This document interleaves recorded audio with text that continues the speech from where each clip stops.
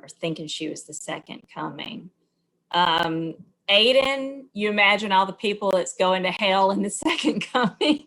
Yeah. I mean, that's what you think of. That's what you think of. We all think of different things. I mean, we got 4 very different answers. If you all look at the chat, we got 4 completely different answers for what this brings to mind. And that's good. That's kind of the point of poetry that uses a lot of symbolic language. And this poem we're about to listen to and read has a lot of that kind of open-ended symbolic and figurative language and lots of allusions to other things. So let's listen to it now. You can just don't even read along. You can listen, and then we're going to look at the written word.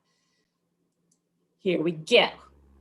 The Second Coming by William Butler Yeats.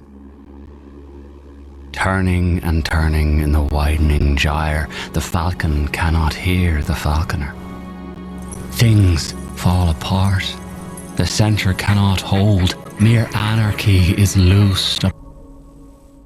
Ooh, isn't that good?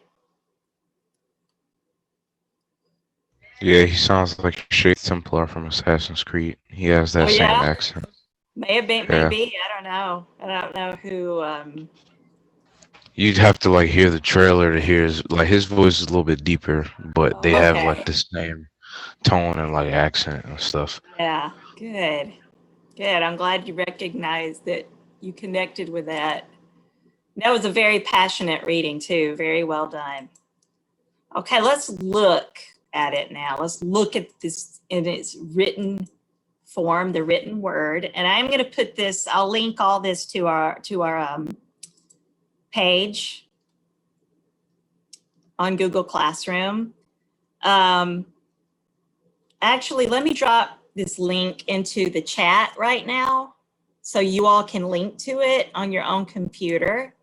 And before we jump into this analysis and discussing this poem, take a moment to list any words in this poem. Just look through it and see if there's any word that we need to look up before we start looking. If there's a word that you don't understand, for example, use the word gyre, turning and turning in the widening gyre. The falcon cannot hear the falconer. I don't know what gyre is, so let's look that up. What is a gyre? I'll look that one up, and if other people can look through, if there's any word like spiritus mundi, what does that mean? Any words in here that we don't understand?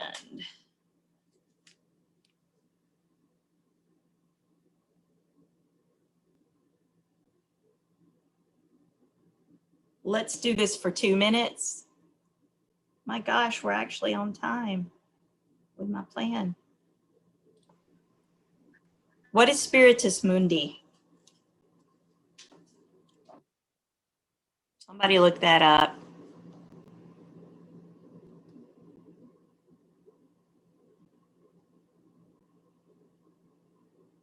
Do y'all know what vexed means?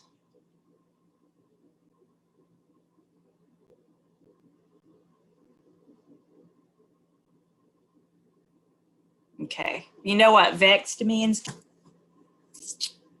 All right. So we've got,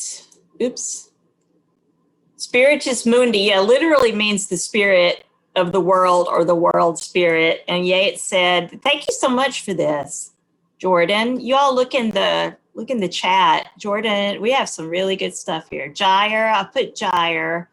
That's a vortex or a spiral. A falconer is a person, Asa, you want to define falconer for everyone?